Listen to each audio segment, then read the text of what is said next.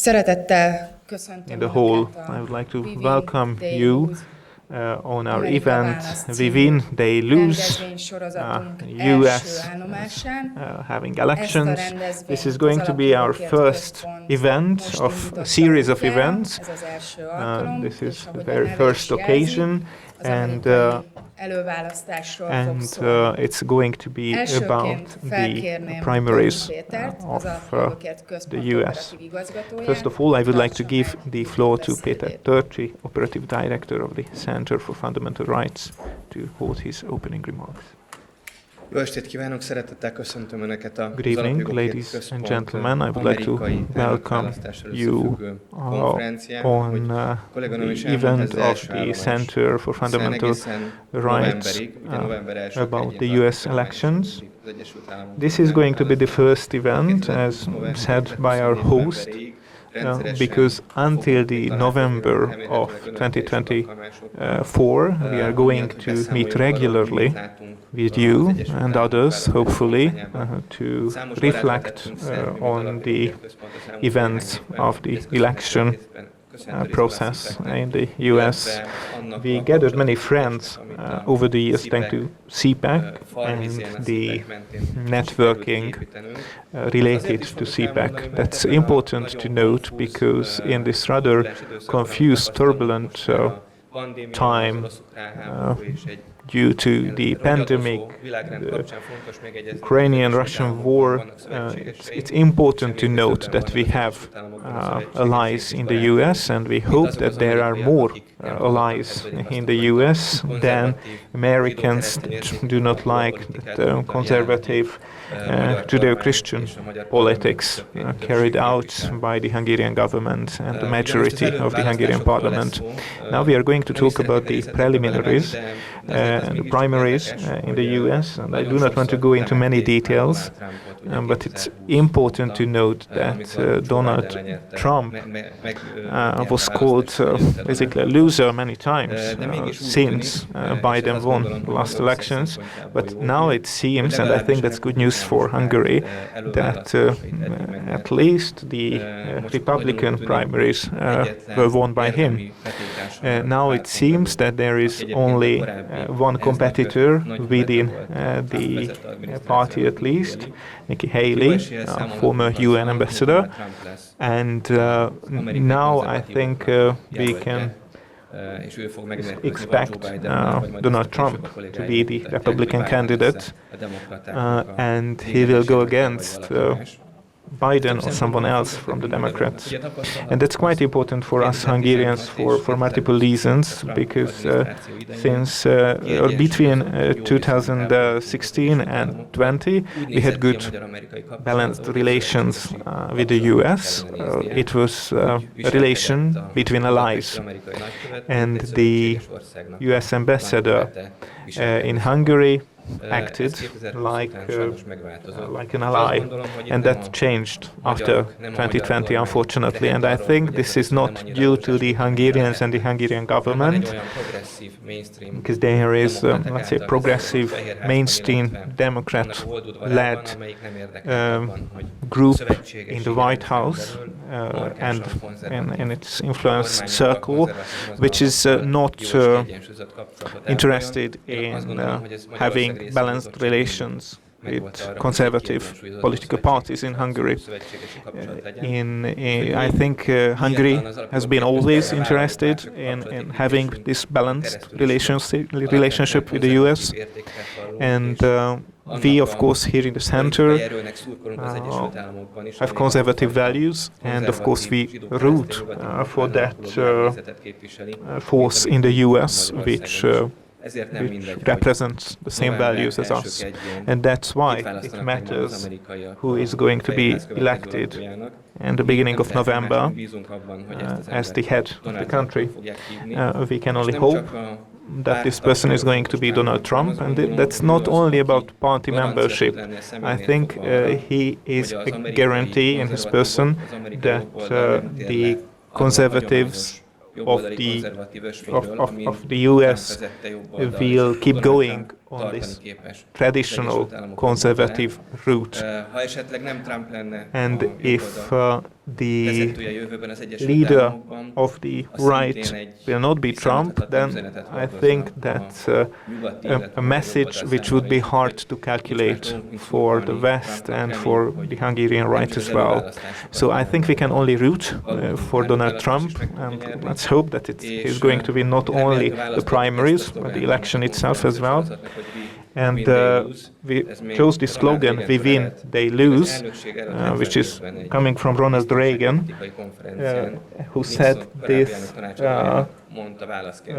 to the security advisor of Nixon on a conference about how they would like to win the Cold War.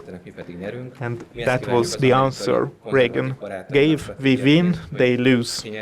They, meaning the Soviets, of course. And so that's what we wish for the Republicans in the US. Thank you very much. Köszönjük szépen, igazgató. Thank you very much for the director for the introductory thoughts. And now I would like to ask Bryan Leib, the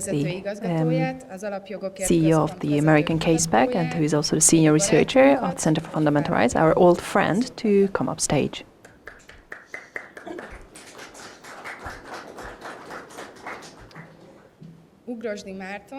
Márton Ugrósdy, who is the Deputy State Secretary in charge of the Office of the PM's Political Director.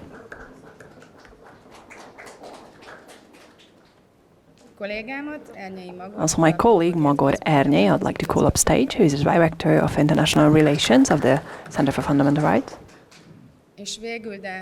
And last but not least, I would also like to ask my colleague Zoltán Koskovics, the geopolitical analyst of Center for Fundamental Rights, to come up stage and take a seat.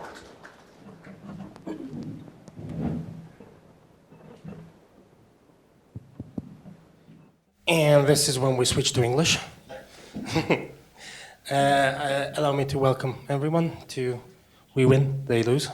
And that's what's going to happen eventually.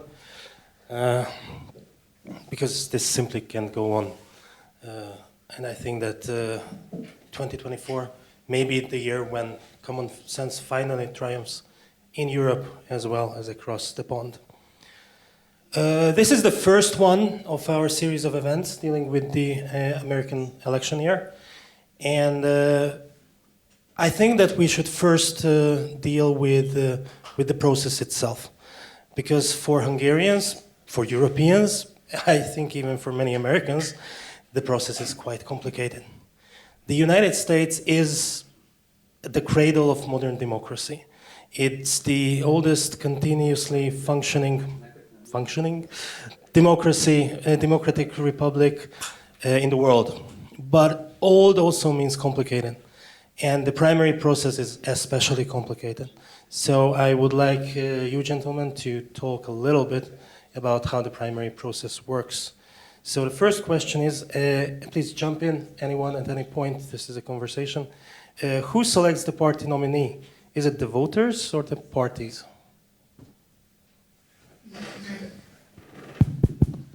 Well, it seems we're talking about U.S. politics, and as the American in the room, I guess I'll kick this off. First of all, thank you, Veronica, for the introduction.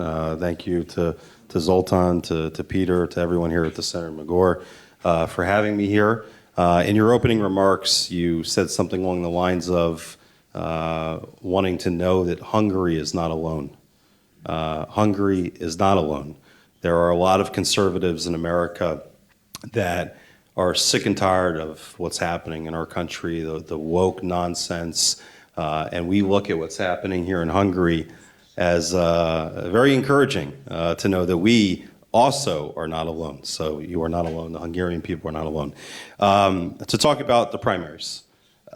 In theory, the American people are the ones that, state by state, select who is going to be the nominee for that state. With that said, it's a situation where the political parties also put their preferred candidates out in front. And in a lot of ways, you only really have a couple people to pick from. So we want to say, yes, of course, in America, it's the American people that ultimately, do pick who our nominees are going to be. But in a lot of ways, we don't really have a lot to pick from, if that makes any sense. Is it on? Okay. Just to add a few things to the Hungarian audience, because it's really a phenomenon that is that started in the U.S. So, I mean, there are primaries also in the U.K. and France, but it is something that's very special for the United States.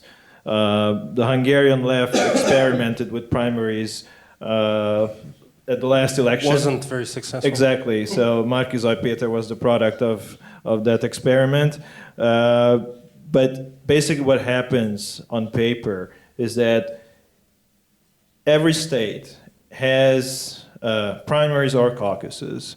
And caucuses are sort of a physical meeting of people, of voters, where they decide, debate on who should be a nominee or a candidate for a specific party.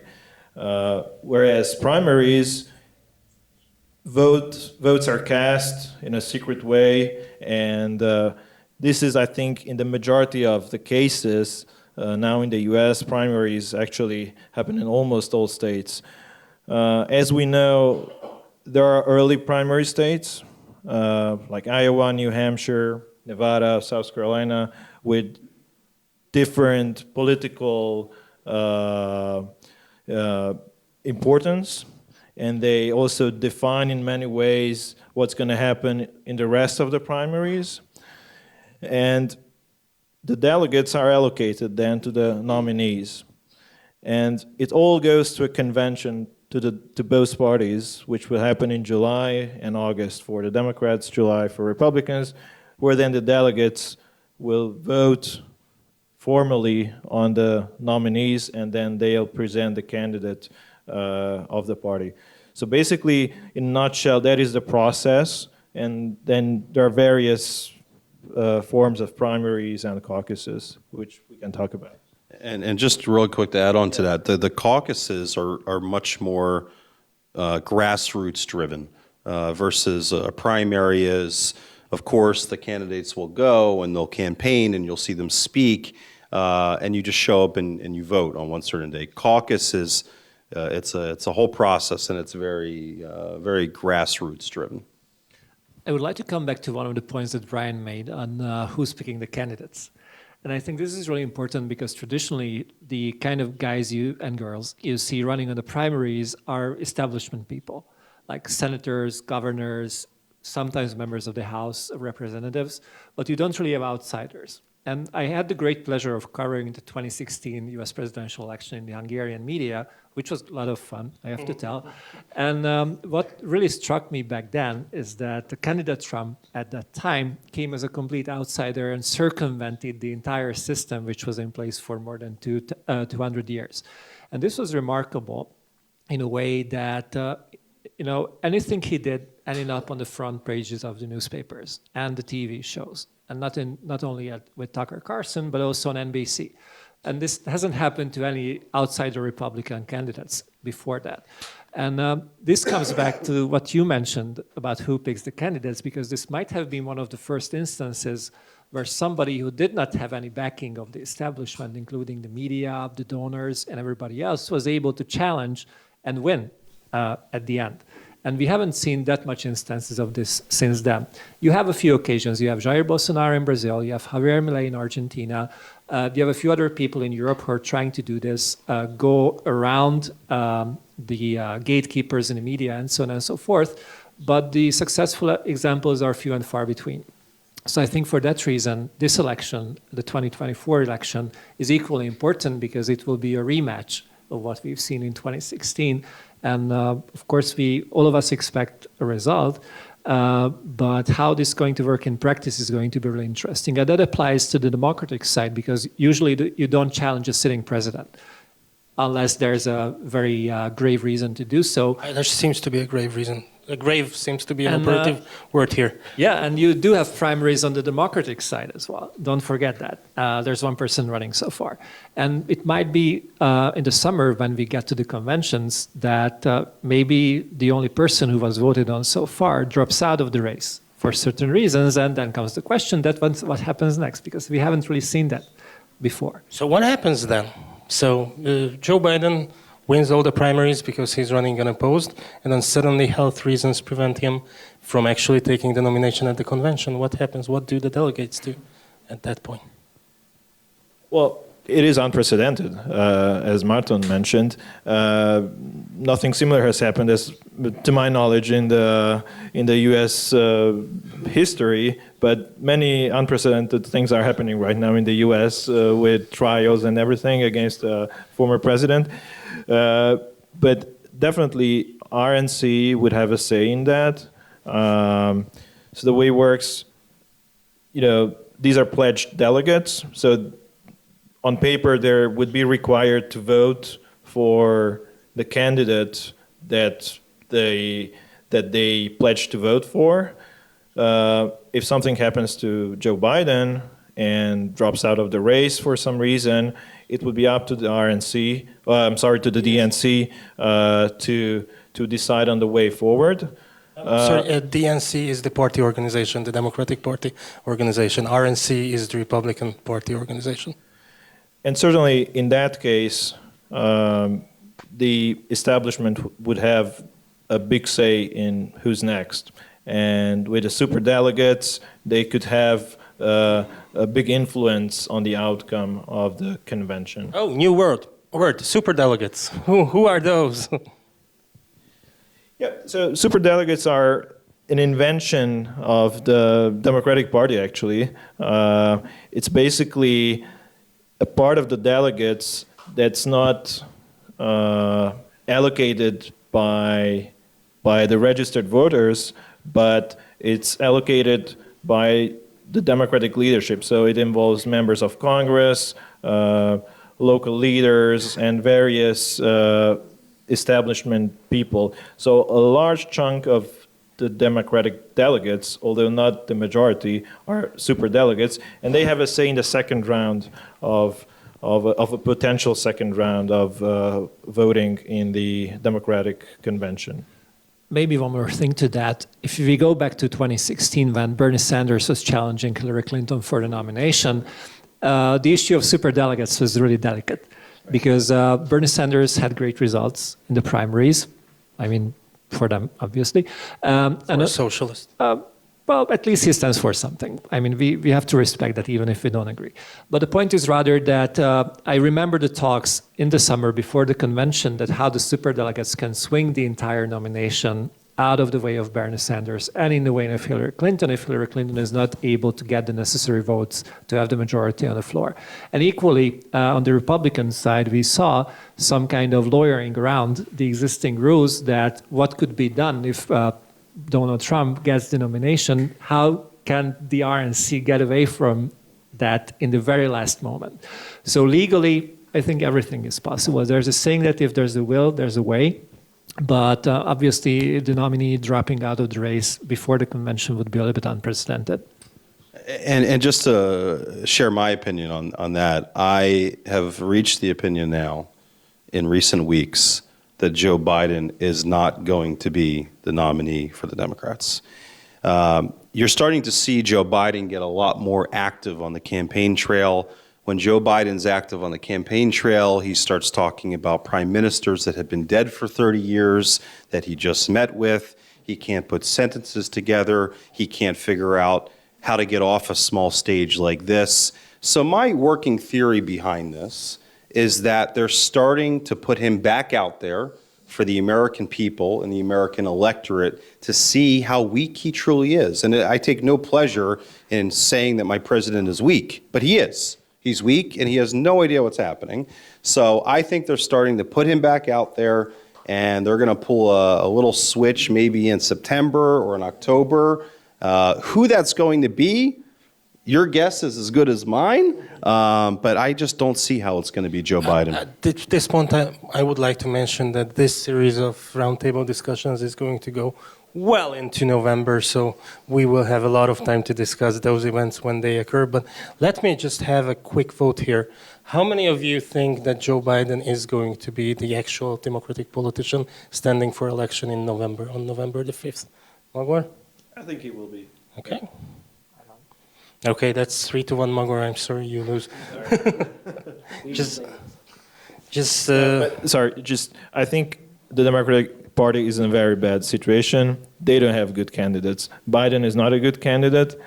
If they try to put there, I don't know, Michelle Obama or the governor of California, it's like, I mean, Bryan, you don't know this, but you might remember the prime minister casting of 2010 in the Hungarian politics, when they were desperately looking for a candidate. I think the whole Democratic Party would look like that. So it would put them in a very bad situation politically. It was a stage in Hungarian history, Bryan, when the Hungarian political elites were about as broken as Washington is today. And they couldn't find a person to run the country. And they had to go through a casting procedure. It was quite horrible. I would like to challenge that in a way that I'm not so sure that if the Democrats feel that they have a crisis at the moment.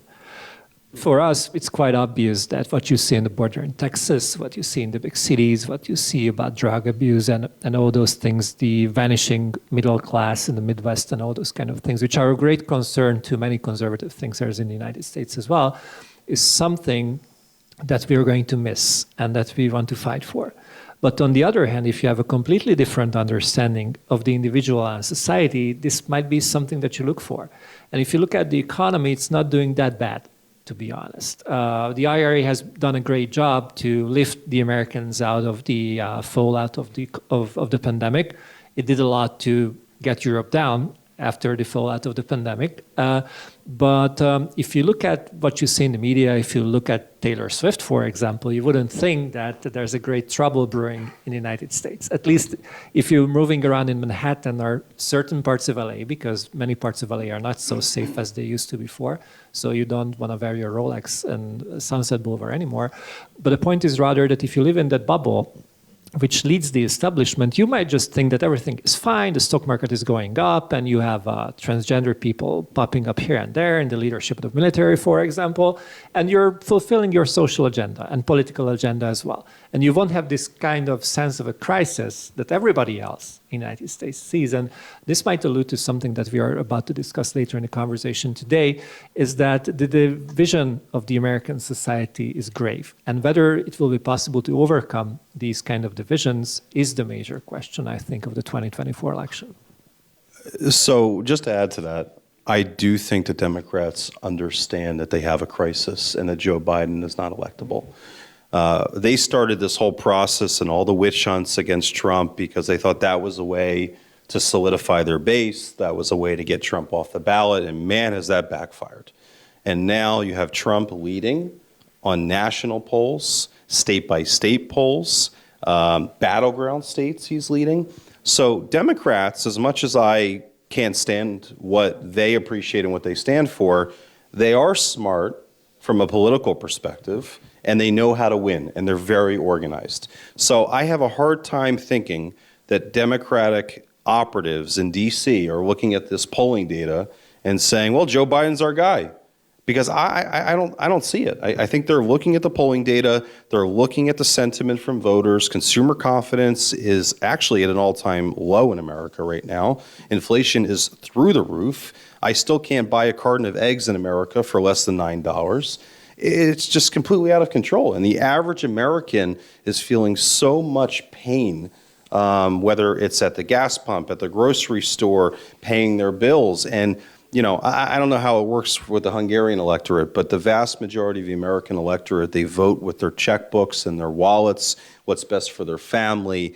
And right now, the economy is not good in America. The stock market is inflated way too high. It's fairy dust. And I think the vast majority of the American people have had enough of Joe Biden. And whether it was Donald Trump on the ticket or another Republican, I think a lot of people are going to be crossing party lines come November because they're scared for the future of our country right now. And I think that's our hope at the end of the day. God willing. Most of the Americans are fed up with what they have at the moment. How could you not be? How could you not be at this point? I'm sorry. No, go ahead. No, I think to add to your point with the immigration, I mean, we see now majority of the people, even the majority of Democrats, are saying that there's a crisis. There's a crisis at the border. Democrats are pushing a conservative immigration bill, or trying to push a conservative immigration bill through the Senate, also for political, tactical reasons, of course. But they just want to take it off the agenda because it is a losing topic for them. Because it's very, very clear. And what Abbott did with, sending migrants to all these sanctuary cities and big cities, basically, he made it clear for the American people, even for the liberals who were advocating for human rights and blah blah blah for all these people, that actually it is a security problem. Having millions of illegals in your country, so it's a huge problem, and even Democrats are seeing it now. So a police officer in New York City was just beat up by 5 illegal immigrants. All 5 were arrested. All 5 are back on the streets. The Trump campaign brilliantly put together the video of all of them being released. One of them put up both of his middle fingers screaming, "Screw America," as he's being released. And you have even Governor Hochul in New York, who is very liberal, saying that we need to deport people like this. So I think to your point, the Democrats understand that immigration is going to hurt them big time. And I think you're going to see them shift and try and put abortion back on the ballot. That's the only winning thing that they have to rally the Democratic voters. People matter, the voters matter, and I'm going to take this opportunity to steer you guys back to the primary process. Who are the actual people voting in these primaries? Because we know that they are not exactly the same as the people who vote in the general election. Well, I mean, it depends, what state we're talking about. In New Hampshire, it's an open primary where Democrats can vote for Republicans, Republicans can vote for Democrats. And in fact, Nikki Haley in New Hampshire, the only reason that she had such a high percentage of votes is because a lot of Democrats came out and voted for her. I think something in the neighborhood of 72 or 73% of registered Republicans in New Hampshire voted for Trump. You have the closed and open primaries. Most states are closed primaries, but New Hampshire is an open primary state. Yep. And one last question on the process of the primaries, and then we will move on to the Republican battle. Why does it take so long? It's intensely long. Wouldn't it be simpler just to have the primary election over on a single day for each party? Are you talking about counting the votes or the actual process itself? Why can't just people go to the polling station, show an ID, cast a ballot, and then be counted by next morning? That's, I guess, what the question is. Well, it's a federal system, so we have different states with different rules, and some states are actually fighting for their status of being early primary states, for instance. And we see that there are big fights between states and parties. Also with Nevada, as we see yesterday, Miss Haley unfortunately lost against, what was it? None of these candidates. Oh God, none please of the not other her, candidates. anybody but her. Yeah, I think that's the thing that was on the ballot. And 60 to 30. tomorrow there will be another caucus. So, and I think most people don't understand why. It's because Nevada, the state, enacted a law that requires them to make primaries. RNC hasn't accepted that, or the state party hasn't accepted that. So there's a primary, there's a caucus. And the caucus counts. Exactly. So the rules are totally different, and it's one of the reasons why there's a long process and a long road to the conventions. But I think it's more exciting. And that's what, I mean, it's a long historical process, obviously, but part of me believes that this is because of the media. The media are making a lot of money because this is a huge show. Let's face it, that's kind of what we are doing right here. That's why we are going to have a series of roundtable discussions, because this is a topic that can be talked about for hours upon hours upon hours, and that's sort of, it's a show, but yeah. Okay, let's move on to the actual Republican contest. There is no Democrat contest right now. It is Joe Biden running against his own health. But in the GOP, there are two candidates, and at least on paper, this is still a competitive primary. There's the 45th President of the United States, Donald Trump, running to be the 47th, and there's Nikki Haley, who used to be the UN ambassador, and she used to be the governor of South Carolina, an important state because it's the next competitive primary that is coming up after Nevada. But the difference in the polls is huge in favor of Trump. Why do you think Nikki Haley is still in this contest? It's painful for me to say this out loud, but Nikki Haley has courted the support of a lot of Democrats. She's courted the support of a lot of what we call in America never-Trumpers. And these are the people that are bankrolling her campaign right now. In America, a political campaign, especially for president, lives or dies based on the contributions and the donors that are supporting it. Let's be honest, Ron DeSantis would probably still be in the race right now if every one of his major donors had not pulled out. But every major donor said, Ron, you have no pathway to victory, and we're done funding you. Sure enough, a week later, he's suddenly out of the race. Right now, Nikki is being funded by Democrats. She's being funded by people that despise Donald Trump, and she's in the race right now. Maybe there's some backroom deal where she's going to, finish this campaign with some money in her pocket or some golden parachute of some sorts. But, it just doesn't seem to me, Zoltán, like she's very serious about running for president to be the Republican nominee. And I'll tell you why I said that. I mentioned to you earlier, she went on Saturday Night Live, which audience is 100% liberal, to completely bash President Trump. And she did it not as an organic thing. The entire skit was organized and scripted, and she just bashed the leader of the Republican Party. So, yeah, I don't know why she's still running. She has no pathway to victory. And, she, in my opinion, really doesn't have a future in the Republican Party after this either.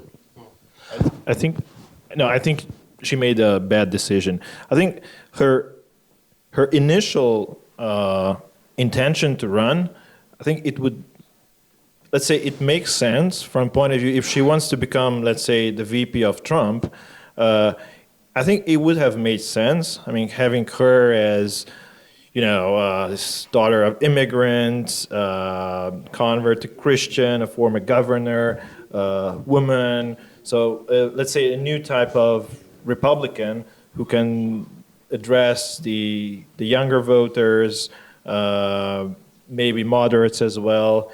So I think her initial thought was to become VP for Trump and being on the ticket of Trump. But in the meantime, I think she believed that she can become the president. She should have dropped out of the race right after Iowa or New Hampshire once Ron DeSantis got out of the race. I think then she would have still had the chance to have a position in Trump's cabinet or get a good role in the future Republican Party. Right now, I think she's ruining her career. Her only option, or I think she might think that should Trump drop out of the race for health reasons, for being convicted, then she could become an alternative. I think she would have delegates then. Yeah, she would have delegates. A few delegates. But I think that's her only very slim path to victory. And not from Nevada, though, where she lost to, oh God, no, please, not her. Right. Yeah.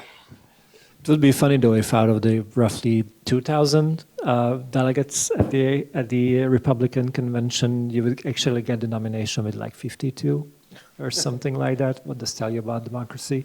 But I very much agree with Bryan that sometimes it's not the Republicans but the other side who keeps somebody running. And I very much agree with Magor that what she's doing right now is destroying her chances to be any kind of a partner to President Trump if he gets elected.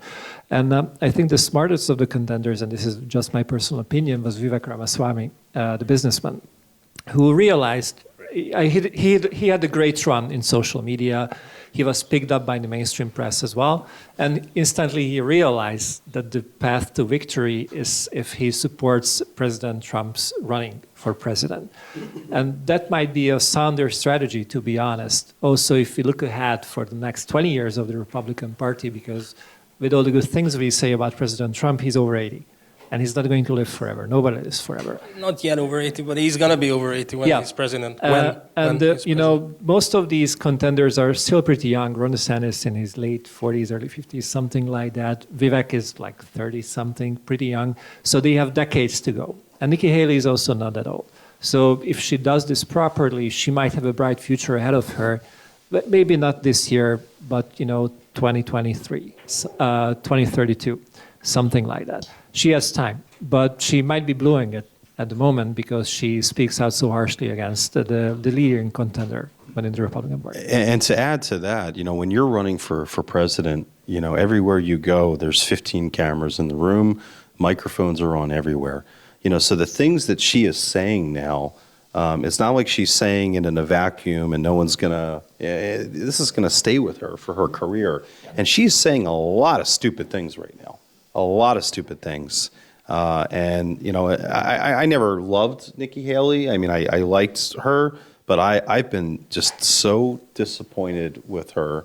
And to your point, Vivek, I think played his cards right. He went all in on America first. He went all in saying the truth of the matter, that President Trump was a fantastic president. He never bashed the president. He stayed in his lane. And then when he saw he didn't have a pathway to victory, he said, I'm going to coalesce behind President Trump. Tim Scott did the same thing. The gentleman from North Dakota did the same thing. Ron DeSantis kind of begrudgingly did that. But yeah, Nikki hasn't done it. And I don't know. I've got to think after South Carolina, she's going to be out. What do you guys think?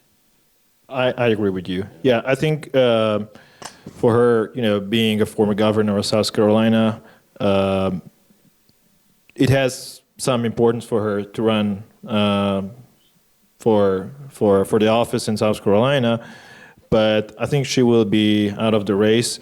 And this is a short-term strategy that she put in place because, she's basically playing out of the playbook of the Never-Trumpers right now. Her only chance now to get, let's say, 35-40% in South Carolina is to get the moderates, to get independents and Never-Trumpers to vote for her.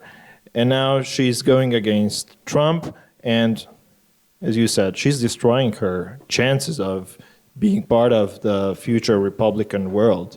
Because after Trump, the Republican Party has changed. And we see that now with Ronna McDaniel. She's stepping down. It's a new era. We no longer have Jeff Flakes and Mitt Romney's, and Haley is making the mistake to talk to these people and to this old guard Republicans. There are stories of political, journeys of political redemption, aren't there? I mean, we are watching one of them. I can't believe I'm going to say this, but do you see what John Fetterman is doing? I mean, the gentleman literally had brain hemorrhage. He was sick. He was elected while he was sick. And then he started to get better. And he's getting better every day. His brain is healing, and he's becoming more and more conservative as his brain is healing. Amazing. Do you think there's any way that she can get back to the good graces of the conservative movement in the United States? I don't think so. I mean, she has gone all in 10 times over with what she's doing right now, and she's made it very personal, and made it very personal against Trump. And to your point, the Republican Party has changed. It is no longer the party of the Mitt Romneys of the world. Donald Trump is the leader of the Republican Party. He is the leader of the America First movement. And Nikki Haley has no place in the America First movement right now. It's pretty sad because, listen, she was a fantastic ambassador, a pretty decent governor, and she was also very loyal to Trump when she was in the administration.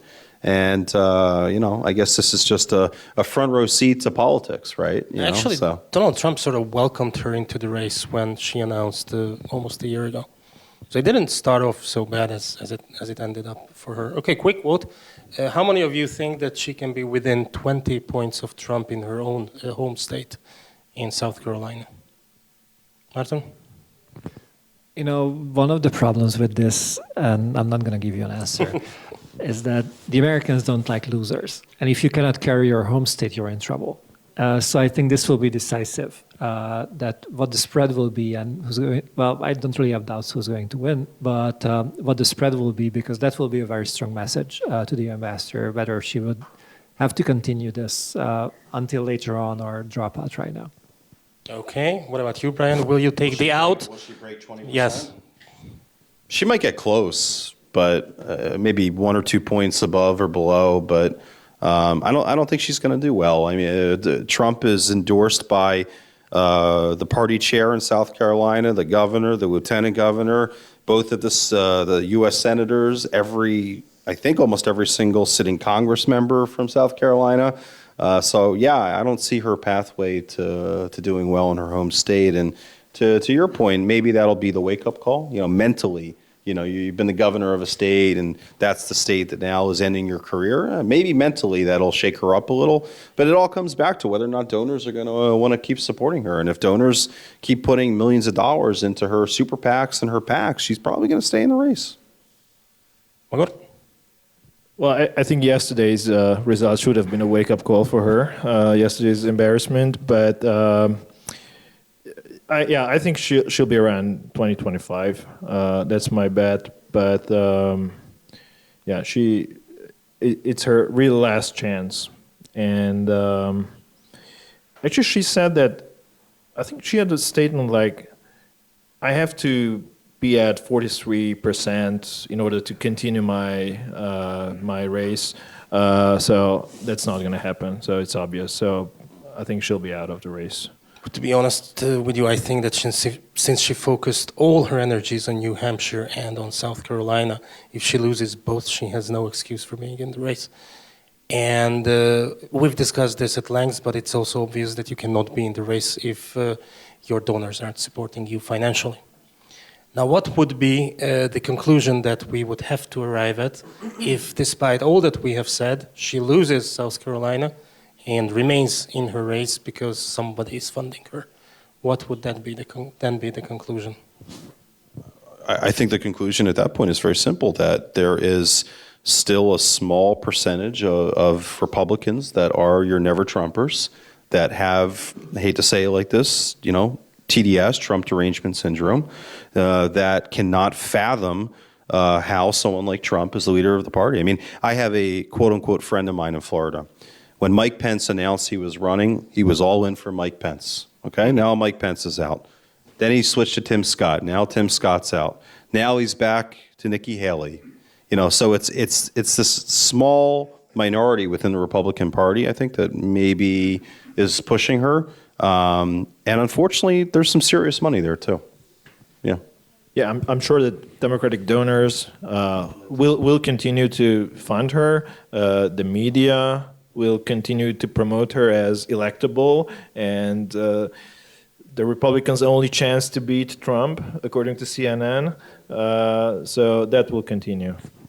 But this is why you have the primaries at the end of the day. So the voters of the party, mostly the registered voters, could decide that who they want to run for president. And it wouldn't be a small majority or, a backroom deal or anything like that, which says that this is the candidate that we support, then he gets a sound beating in a national election. Something like happened in 2022 in Hungary, for that instance. So in that sense, I think even if Nikki Haley stays in the race, it's good for the party in a way that you could have all these debates out in public. That will give airtime to the America First camp. The America First camp is never going to win over the never-Trumpers. I don't think they want to either, and there's no point. But what is really clear is that how the Republican Party is moving in the America First direction, and that seems to be irreversible at the moment. All right, gentlemen, let's talk about the second primary that Donald Trump is involved in, and I call it the courtroom primary because that seems to be a bigger challenge. than the actual political one where voters decide. I find it quite shocking to see that the Biden administration is basically trying to put the leader, the presumptive nominee of the opposition, in jail. What do you think about this, Bryan? You're the American. It shows that we're in some pretty dark waters in America right now. That this is the extreme that the sitting government is willing to go to try and stop President Trump. It's a little scary to be honest with you, and I don't think it's going to stop. I mean, I think what we've seen happen so far is really kind of just the tip of the iceberg. I have no idea what they potentially might come next, or what might come next. But I mean, they're going to do everything they can to try and stop Trump. You've seen some states, Colorado being one. What was the other one? Maine. That at 9 a.m. they took Trump off the ballot. At 5 p.m. they said, "Oh, maybe that wasn't constitutional. Maybe we shouldn't have done it." And now that's under review right now. But I mean, that's the length that they're willing to go to. A secretary of state of Colorado herself decided that Trump is not fit to be on the ballot. Not the voters, one individual. That's some pretty scary stuff. That's some kind of dictator-esque type stuff happening in America. Note to our Hungarian listeners, secretaries of state in a state is very different from the Secretary of State of the United States. The Secretary of State is responsible for organizing elections in a state. Yeah. Gentlemen, I've always looked up at America as we saw the country as a role model of how a democratic republic should be run. What are we to make of this? Is this the model that Hungary should now follow? I'll go first because I cannot answer the question. The American government has a great tendency to comment on the rule of law in my country, and I would rather not comment on the rule of law in their country because we have to be respectful towards each other. No, great. Magor, do you have I mean, that's nice because my government's not being very respectful of yours, but that's nice. Magor, are you as respectful? Look, I'm trying to be respectful because we're talking really about our main ally in the Western world and in the world. But yes, there are some serious concerns we see going after a candidate, the leading candidate of an opposition, and seeing what happened in Maine and Colorado. So in one case it was a state secretary, in another case in Colorado I think it was the Supreme Court. They're claiming that Trump engaged in insurrection. I think that's the argument they're making for taking him off the ballot, basically disenfranchising millions of voters. So I think it's very serious. Certainly it will go to the federal Supreme Court and there will still be a decision about this. But usually the United States tends to comment on the politicization of the judicial system in other countries. I'm not a government official, but it is really concerning what's going on in the US right now. And that's one part of the story. And there are also other, as we know, other legal proceedings going on against Trump. There are federal cases with Special Counsel Jack Smith, who's indicted, the former president with election interference, about the so-called Mar-a-Lago documents. So real legal technicalities, they're weaponizing the legal system against a political candidate. This is lawfare, and I think it's unacceptable in a democracy, and unprecedented also in the U.S. democracy. So, and they're using legal theories like conspiracy to violate rights that have never been tested before in the court system. So this is really the weaponization of the judicial system against a political candidate. But you mentioned that this is a primary. I think Trump kind of won these primaries. Basically, his popularity went up and was consolidated as a result of these indictments that happened in the past months and I think years. So there's clearly a win for him politically out of these indictments, and also in fundraising. So that has benefited Trump. And I think he already got used to it. So they went after him with the Russiagate, they went after him with 2 impeachments. Now they're using the judicial system against him. And I should note that the judicial system that's been weaponized, rightly so, not rightly so, you said that very correctly. It has been weaponized. It's also been weaponized against ordinary Americans that have nothing to do with running for president. And that is where it gets down a really, really slippery slope. You mentioned that the justice system is weaponized against Trump. Is it just Trump, or is it already also his supporters? Well, I mean, yeah, to the point I just made. I mean, they're going after people that are in Trump's orbit, and we've seen them, raiding the houses of Trump supporters. You see them suddenly. The IRS is showing up and auditing people, randomly who happen to be Trump supporters. So there's a concerted effort from the Biden administration to really to target Americans that support Trump. And also, I'm sure you saw, when parents started showing up at school board meetings to say that they wanted to have a say in what was happening with their children, and they didn't want their children being taught about LGBTQ and sex changes and all of these things. It was my Justice Department that put out a memo declaring these moms as domestic terrorists.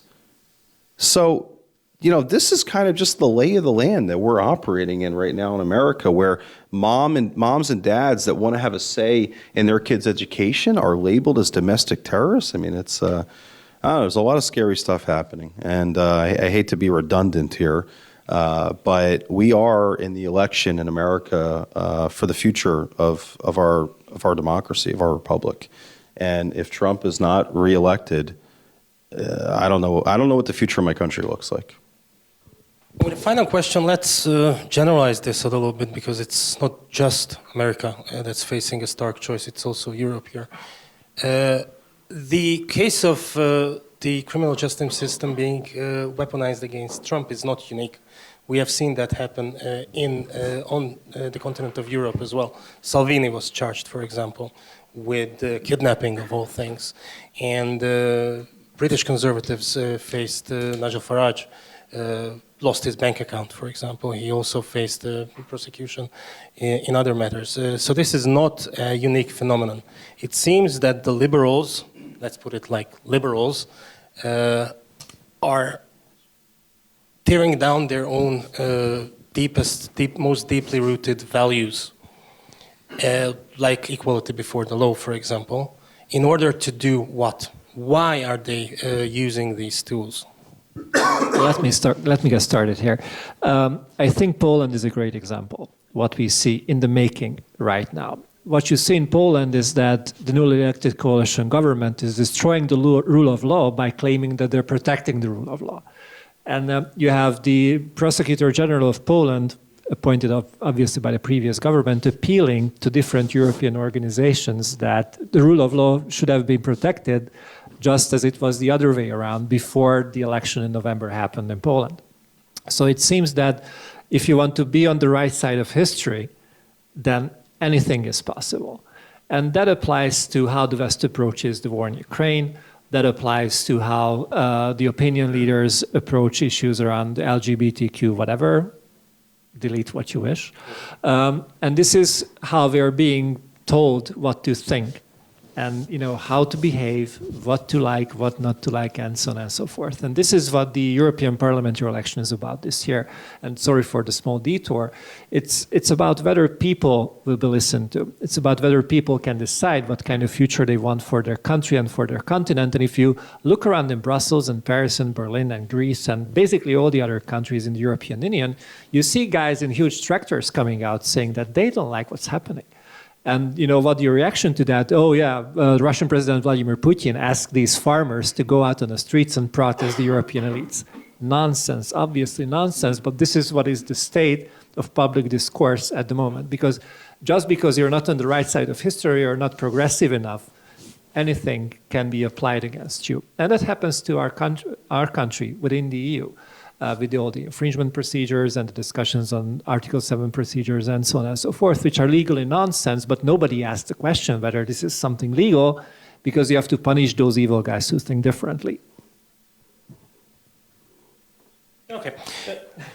Go ahead, Magor. Sorry for kidding. And there's a lot of hypocrisy out there, obviously.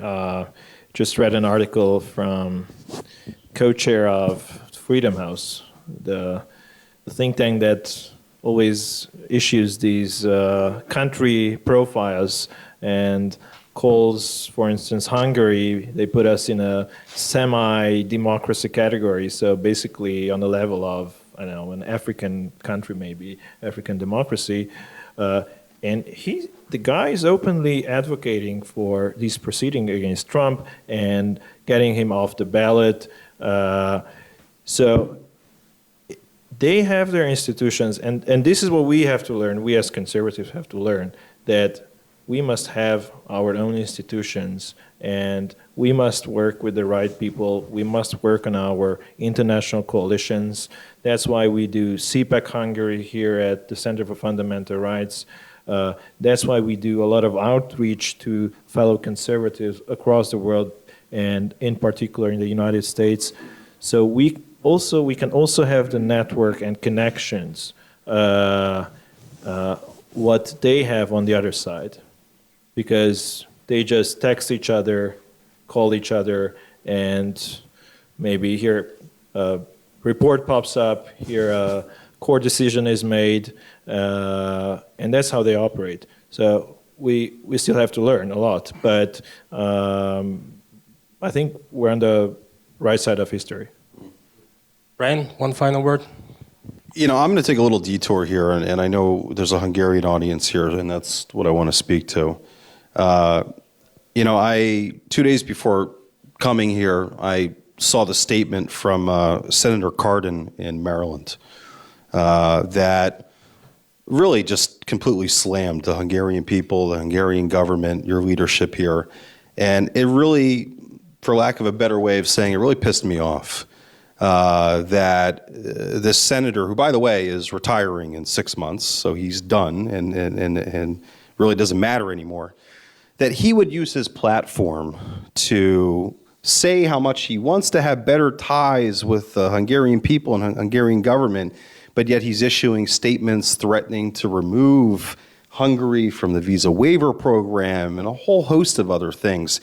And that's all been amplified with Ambassador David Pressman, who is really, I think, more of a political operative than a diplomat. A retired ambassador once told me that a successful diplomat is never seen or is never heard, and they do everything behind the scenes, and they carry out the mission of their country.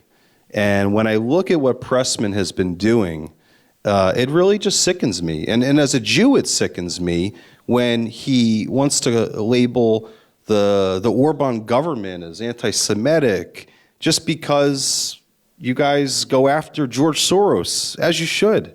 As you should. So I want the Hungarian audience to know, who's here, who's listening, who's watching, that you have a lot of friends in America. You have a lot of friends that are very sick to their stomach with what we're seeing from this administration right now. And God willing, in November, we're going to have a change of guard.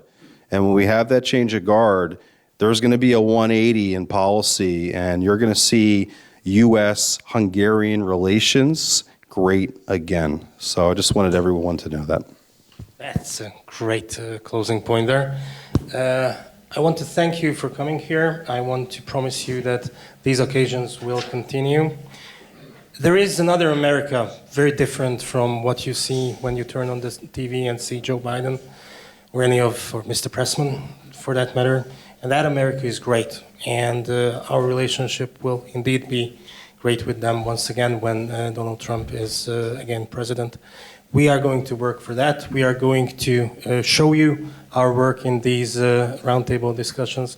We're going to have a YouTube program very soon launching on the same subject. And of course, we're going to have CPAC Hungary here in Hungary, in Budapest, once again on April the 25th and 26th, which will be a great occasion for us conservatives to get together and fight for what's right. Thank you very much for coming. And remember, we win and they lose. Emlékezzünk arra is, hogy mi nyerünk, és ők pedig vesztenek.